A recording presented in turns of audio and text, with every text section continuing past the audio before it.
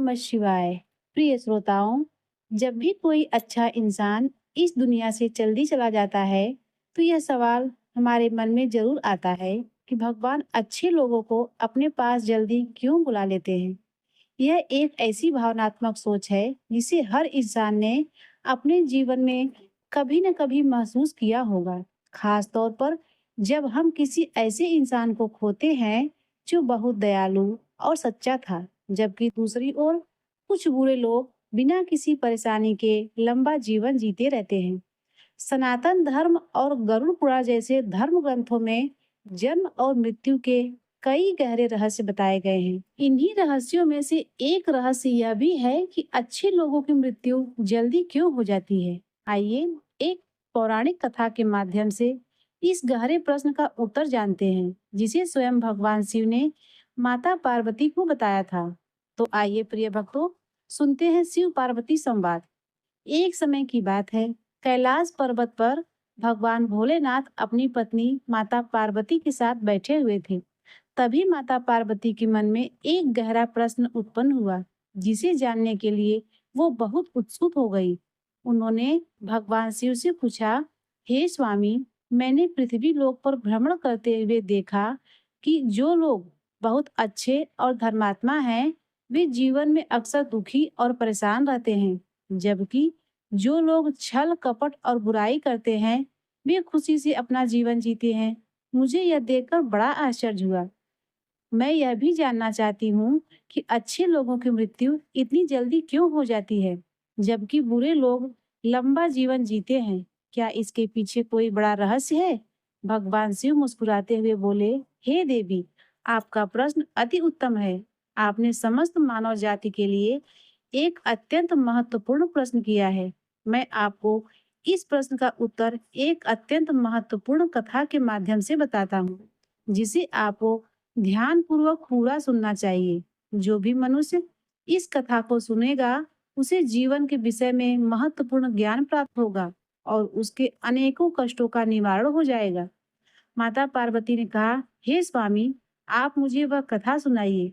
मैं इसे ध्यान पूर्वक पूरा सुनूंगी। भगवान शिव कथा सुनाते हुए कहते हैं, हे देवी, बहुत समय पहले एक गांव में धर्मदत्त नामक एक किसान रहता था। वह अत्यंत सज्जन, दयालु और धर्मपरायण व्यक्ति था। वह अपनी भूमि की देखभाल तो करता ही था, साथ ही जरूरतमंदों की सहायता भी करता था। वह भूखों को भोजन कराता और हमेशा सत्य और अहिंसा के मार्ग पर चलता था। उसकी दया और परोपकार के कार्य पूरे गांव में प्रसिद्ध थे। धर्मदत्त की एक सुंदर और धर्मपरायण पत्नी थी। वे दोनों हंसी खुशी जीवन व्यतीत कर रहे थे। एक बार उस गांव में भयंकर सूखा पड़ा।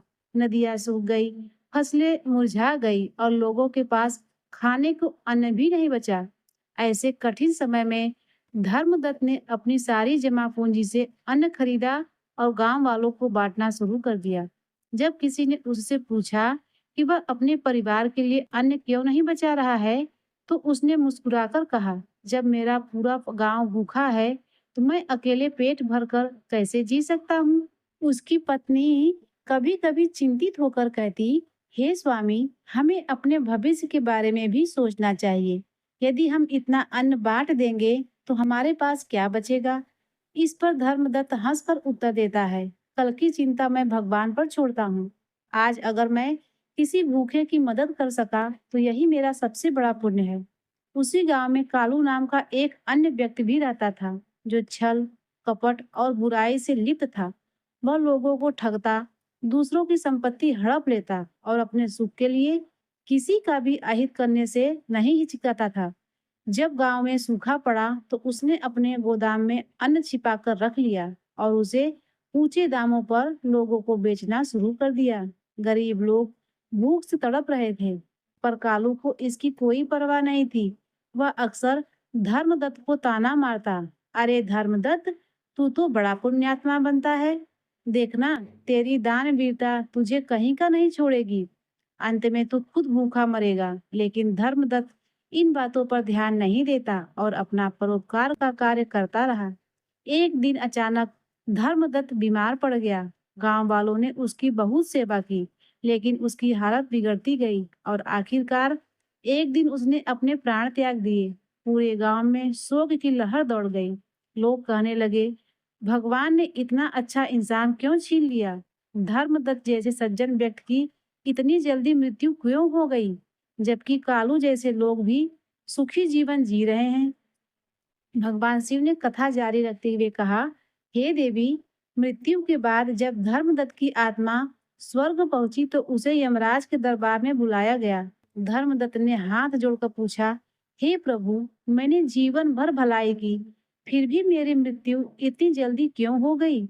यमराज मुस्कुराए और बोले, पुत्र, तुम्हारे पिछले जन्मों के कुछ पाप शेष थे, जिन्हें इस जन्म में समाप्त करना आवश्यक था।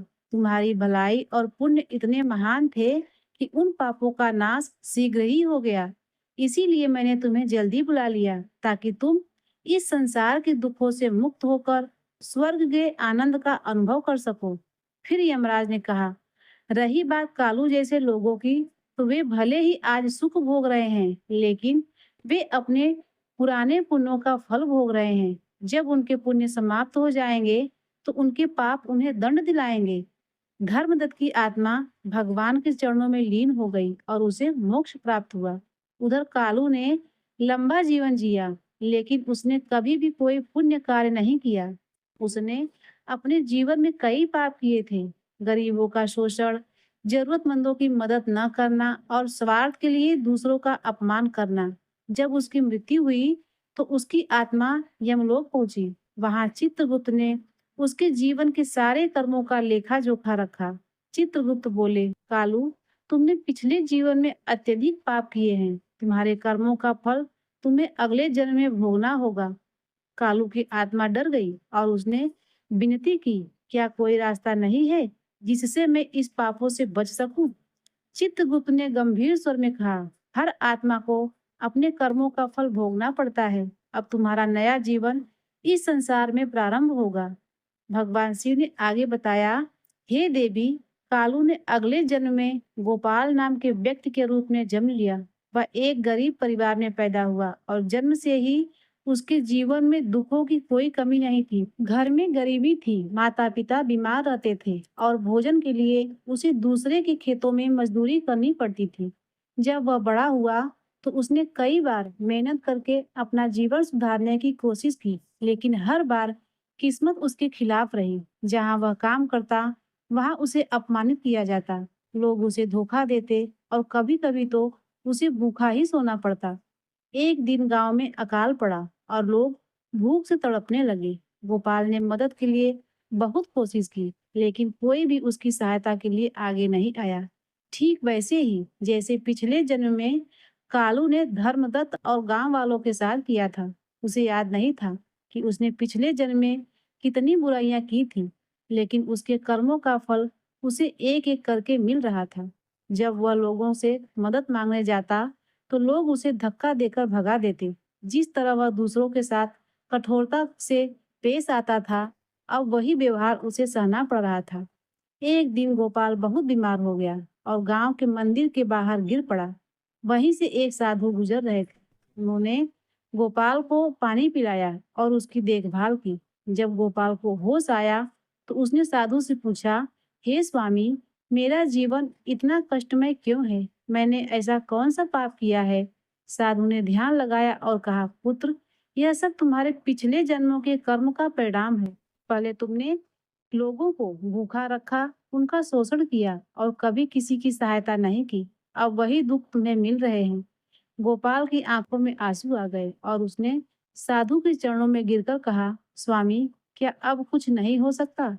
क्या मैं अपने कर्मों को सुधार नहीं सकता? साधु ने उसे समझाया, हर कर्म का प्रभाव होता है, लेकिन सच्चे हृदय से पश्चाताप और सेवा करने से पुराने पापों का बोझ हल्का हो जाता है। अगर तुम अब अच्छे कर्म करो, दूसरे की मदद करो और सच्चे मन से प्रायश्चित करो, तो तुम्हारा भविष्य सुधर सकता है। उस दिन के बाद गोपाल ने अपना जीवन बदल लिया। वह मजदूरी करता, लेकिन जितना भी कमाता, उसमें से थोड़ा जरूरतमंदों को दान करता। वह बीमारों की सेवा करता, पशुओं की देखभाल करता और हर प्राणी में ईश्वर को देखने लगा। धीरे धीरे उसके जीवन में सुख आना शुरू हो गया। उसके कर्मों के फल बदलने लगे और जब उसकी मृत्यु हुई तब वह एक संत के रूप में इस संसार को छोड़कर गया। अगले जन्म में उसे एक पुण्य आत्मा के रूप में जन्म मिला, जहां उसने शांति और आनंद का अनुभव किया। भगवान शिव ने अपनी कथा का सार बताते हुए माता पार्वती से कहते हैं, हे देवी, अच्छे लोगों की मृत्यु जल्दी इसलिए हो जाती है क्योंकि वे अपने शेष कर्मों का फल शीघ्र भोग कर इस संसार के दुखों और बंधनों से मुक्त हो जाते हैं।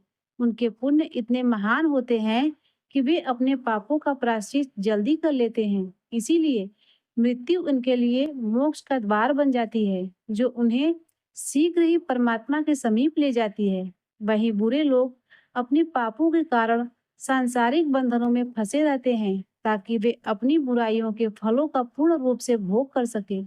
उन्हें अपने बुरे कर्मों का हिसाब चुकाने के लिए एक लंबा और कष्टमय जीवन मिलता है, चाहे वह इसी जन्म में हो या अगले जन्मों में। कर्म का चक्र अटल है और कोई भी इससे बच नहीं सकता। माता पार्वती ने सिर झुकाकर कहा, हे स्वामी, आज आपने मेरे मन के प्रश्न का समाधान कर दिया। अब मुझे समझ में आ गया कि मृत्यु का समय पुण्य और पापों के संतुलन से तय होता है। अच्छे लोगों की मृत्यु जल्दी होना इस बात का संकेत है कि उनका संसार के बंधनों से मुक्त होने का समय आ गया है। प्रिय भक्तगणों, यह कथा हमें जीवन के कई महत्वपूर्ण सबक सिखाती है। कर्म का नियत अटल है। हर मनुष्य को उसके कर्मों के अनुरूप ही फल मिलता है। अच्छे कर्म सुख लाते हैं और बुरे कर्म दुख। हमें हमेशा सही मार्ग पर चलना चाहिए। अच्छाई का महत्व, मन की सच्चाई और अच्छाई कभी व्यर्थ नहीं जाती।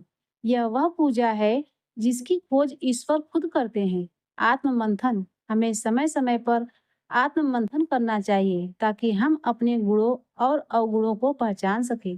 धैर्य और उम्मीद, जिंदगी में चुनौतियां हर किसी के हिस्से में आती है, लेकिन हमें हार नहीं माननी चाहिए। सब्र और परिश्रम से सफलता मिलती है। सही सोच, जीत और हार हमारी सोच पर निर्भर करती है। अगर हम ठान लें तो जीत निश्चय है। प्रिय भक्तों, जीवन एक संघर्ष है, लेकिन अगर हम अपने कर्मों को सुधार लें तो यह एक शानदार यात्रा बन सकती है। अपने सपनों का अंत न होने दें और अपने हौसले को हमेशा बुलंद रखें। याद रखें, कोशिश आखिरी सांस तक करनी चाहिए। मंजिल मिले या तजुर्बा, दोनों ही चीजें नायाब होती हैं। इसीलिए अपने जीवन को व्यर्थ न जाने दें। अपने परिश्रम को लगातार करते रहिए। कामयाबी आपको एक न एक दिन अवश्य ही मिलेगी। मिलते हैं अगले वीडियो में। तब तक के लिए नमस्कार।